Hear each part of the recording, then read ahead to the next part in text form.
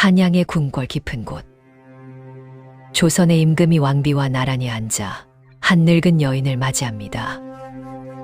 벼슬이 없는 자는 임금의 얼굴을 볼 수 없다는 것이 나라의 법도였습니다. 그래서 조정은 이 여인 한 사람을 궁궐에 들이기 위해 없던 벼슬 자리를 급히 만들어내립니다. 영의정이 직접 그녀의 일대기를 글로 남기고 당대의 문인들이 앞다투어 그녀를 노래합니다. 그런데 50년 전 제주 관하의 낡은 문서 한 장에는 전혀 다른 이름이 적혀 있었습니다. 그것은 바로 기생명부였습니다. 부모를 모두 잃고 갈 곳이 없어 12살 남짓한 계집아이가 제 손으로 이름을 올린 명부였습니다. 천한 신분, 부모 없는 고아, 그리고 여자. 게다가 태어난 곳은 나라의 명으로 백성이 섬 밖으로 한 발짝도 나갈 수 없던 섬 고장, 제주였습니다. 그런데 훗날 조선왕조실록은 이 아이의 이름을 굳이 지면에 남깁니다. 사람은 대체 무엇을 잃어야 비로소 남을 살릴 수 있게 되는 것일까요? 오늘의 선왕록 주인공은 조선왕조실록에 이름을 남긴 제주의 거상 김만덕입니다.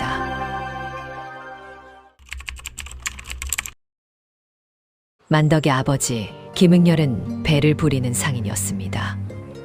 제주의 미역과 전복, 귤을 싣고 나주로 건너가 팔고 돌아올 때는 육지의 쌀을 싣고 오는 것이 그의 일이었죠.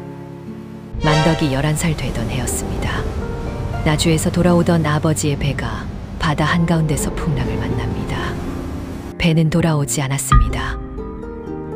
어머니는 그 소식을 들은 뒤로 자리에서 일어나지 못했고 이듬해 끝내 세상을 떠납니다. 외삼촌 집에 얹혀 살게 된 만덕은 밥상 앞에서 먼저 숟가락을 들어본 적이 없었습니다.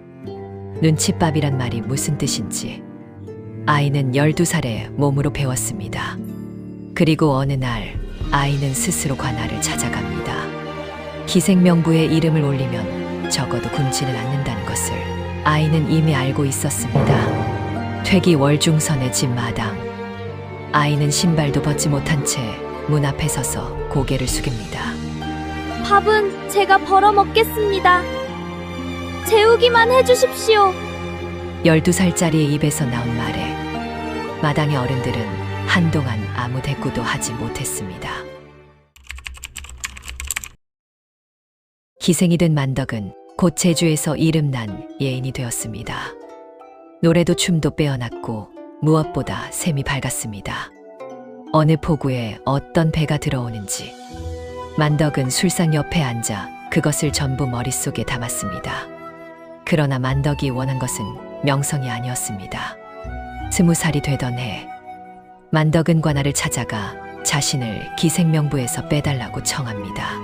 한 번은 문전박대를 당했고 두 번째에는 제주 목사와 판관 앞까지 나아갔습니다. 바닥에 무릎을 꿇은 만덕은 고개를 들지 않은 채 떨리지 않는 목소리로 말했다고 전해집니다. 저는 본디 양인의 딸입니다. 부모를 여의고 굶주림에 못 이겨 제 손으로 이 명부에 이름을 올렸을 뿐입니다. 부디 그 두 글자를 지워주십시오. 굶어서 팔았던 이름을 굶지 않게 된 뒤에 되찾겠다는 말이었습니다. 관아는 결국 그 청을 들어주었고 만덕은 다시 양인이 됩니다. 신분을 되찾은 만덕이 향한 곳은 혼삿길이 아니라 포구였습니다. 제주의 물산은 육지에서 비싸고 육지의 물산은 제주에서 귀했습니다. 그 사이의 값 차이가 곧 돈이라는 것을 만덕은 술상 옆에서 이미 배워두었던 것입니다. 만덕은 객주를 열었습니다. 육지 상인에게 잠자리와 창고를 내주고 제주의 미역과 전복과 말총을 모아 육지로 넘기고 대신 쌀과 소금과 무명을 들여왔습니다. 그렇게 만덕은 제주에서 가장 큰 부자가 됩니다. 그러나 정작 자신은 무늬 없는 장옷에 간물로 물들인 치마를 입고 다녔습니다. 훗날 영의정 최재공은 그녀가 옷을 줄이고 먹을 것을 먹지 않으며 재산을 불렸다고 기록했습니다. 부자가 되자 소문도 함께 자랐습니다. 만덕이 사내들의 주머니를 털었다느니, 인색하고 음흉하다느니, 빼앗은 옷가지가 수백 벌이라느니 하는 말들이었습니다. 이 험담은 어느 문인의 글에 그대로 옮겨 적혀 오늘날까지 남아있었고, 이는 경쟁하던 객주들이 퍼뜨린 소문이었을 것이라는 견해가 많습니다. 만덕은 그 말들에 한마디도 대꾸하지 않았습니다. 대신 곳간의 쌀을 늘렸습니다. 그런데 1795년 하늘이 이 섬을 향해 아주 이상한 방식으로 그 곳간의 문을 두드립니다. 그해 제주에는 큰 태풍이 몰아쳤습니다. 집이 무너지고 익어가던 곡식이 통째로 쓸려 나갔습니다. 세고을에서만 굶어 죽은 사람이 600명을 넘었습니다. 아이를 업은 어미가 길에서 쓰러지고 산 사람이 죽은 사람의 옷을 벗겨 입는 일이 벌어졌습니다. 나라에서 구율미를 실어 제주로 보냈습니다. 그러나 그 쌀은 끝내 그 섬에 닿지 못합니다. 곡식을 실은 배 12척 가운데 5척이 바다에서 부서졌습니다. 백성을 살리러 오던 쌀이 백성을 죽인 그 바다에 그대로 가라앉은 것입니다. 포구에서 그 소식을 들은 만덕은 그 길로 자신의 곳간을 열었습니다. 천금을 내어 배를 마련하고 사람을 육지로 보내 연회의 곡식을 사들이게 했습니다. 그렇게 들어온 쌀이 500석이었습니다. 그 가운데 10분의 1만 친척과 신세를 진 사람들에게 나누고 나머지 450석은 전부 관가로 보냈습니다. 굶주린 백성에게 나누어 주라는 뜻이었죠. 평생을 아껴 모은 재산이 며칠 만에 사라지는 것을 보며 곁의 사람들이 만류하자 만덕은 텅 비어가는 곳간을 한참 바라보다 이렇게 답했다고 전해집니다. 돈을 모으는 재주와 쓰는 재주는 서로 다른 것입니다. 곳간에 쌓인 쌀은 제 것이나 굶어 죽는 사람 앞에 놓인 쌀은 이미 제 것이 아닙니다. 그 쌀로 살아난 목숨이 헤아릴 수 없이 많았다고 훗날의 기록은 적고 있습니다. 제주 목사가 이 일을 조정해 보고했습니다. 임금 정조는 만덕에게 원하는 상을 내리라 명합니다. 벼슬도 재물도 무엇이든 말하라는 뜻이었습니다. 관아에 불려 나온 만덕은 오래 생각하지 않았습니다. 저는 늙고 자식도 없으니 신분을 고칠 마음은 없습니다. 다만 한번 육지로 나가보고 싶을 뿐입니다. 제주 사람은 섬 밖으로 나갈 수 없다는 나라의 금령이 100년 넘게 이어지던 때였습니다. 전 재산과 맞바꾼 소원이 평생 한 번도 밟아보지 못한 땅을 밟아보는 일이었던 것입니다. 정조는 그 소원을 들어줍니다. 벼슬 없는 자는 임금을 볼 수 없다는 법도 때문에 조정은 만덕에게 내의원의 의녀반수라는 자리를 내립니다. 이듬해 만덕은 바다를 건너 한양에 들어섰고 궁궐에서 임금과 왕비를 직접 만납니다. 이어 조정의 배려로 조선 제1의 명산 금강산을 두 발로 걸었습니다.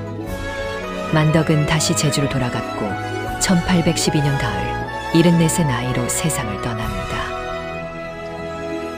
세월이 흘러 추사 김정희가 제주로 유배를 와 만덕의 이야기를 전해 듣고 그 집안에 넉자를 써서 남깁니다. 은광연세, 은혜의 빛이 온 세상에 퍼졌다는 뜻이라고 합니다. 오늘날 제주에는 김만덕 기념관이 서 있고 나눔을 실천한 사람에게 주는 김만덕상이 해마다 이어지고 있습니다. 만덕을 험담했던 글도 아직 남아 있습니다. 만덕을 칭송한 영의정의 글도 나란히 남아 있습니다. 두 기록은 지금도 같은 사람을 두고 정반대의 말을 하고 있습니다. 다만 한쪽은 말로 남았고 다른 한쪽은 500석의 쌀로 남았습니다. 12살에 굶주려 제 이름을 팔았던 아이는 60내 전 재산을 내주고 이름을 되찾았습니다. 가진 것을 전부 잃어본 사람만이 가진 것을 전부 내줄 수 있는 것이라면 우리가 무언가를 끝내 내주지 못하는 이유는 아직 충분히 잃어보지 않았기 때문일까요? 판단은 여러분의 몫입니다. 만덕에게는 지켜야 할 자식도 물려줄 이름도 없었습니다. 그런데도 그녀는 평생 모은 것을 하루아침에 내려놓았습니다. 곳간에 쌓인 쌀은 시간이 지나면 썩어 없어지지만 굶주린 사람의 손에 들어간 쌀 한 톨은 그 사람의 남은 평생으로 남는다는 것을 그녀는 알고 있었을 겁니다. 200년이 지난 지금 우리는 김만덕이라는 이름을 압니다. 하지만 그해 그녀가 나눠준 쌀을 먹고 살아남아 자식을 낳고 손주를 본 이름 없는 사람들은 아무도 기억하지 못합니다. 어쩌면 그것이야말로 만덕이 진짜로 남긴 유산일지도 모릅니다. 여러분이 지금 곳간에 쌓아두고 차마 내주지 못하고 있는 것은 무엇입니까? 여러분의 이야기를 댓글로 나눠주시면 감사하겠습니다. 구독과 좋아요는 다음 이야기를 만드는 힘이 됩니다. 선과 악, 그 경계의 이야기는 계속됩니다. 쌀 500석을 끝간째 내어주고 정작 자신은 평생 문이 없는 옷 한 벌로 살다간 여인 김만덕.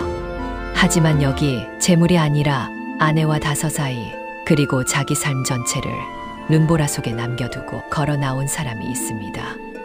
돈 없는 환자를 위해 자기 월급을 털고도 모자라 한밤중에 병원 뒷문을 몰래 열어주던 원장. 선인 장기려 박사편의 링크를 화면에 띄워드립니다. 곳간을 비운 여인과 45년을 그리움으로 살면서도 끝내 자신을 다 내어준 남자. 그 두 갈래의 나눔이 어디서 다시 만나는지도 이어서 확인해 보십시오. 그럼 저는 다음 선악록에서 또 다른 이야기로 찾아뵙겠습니다.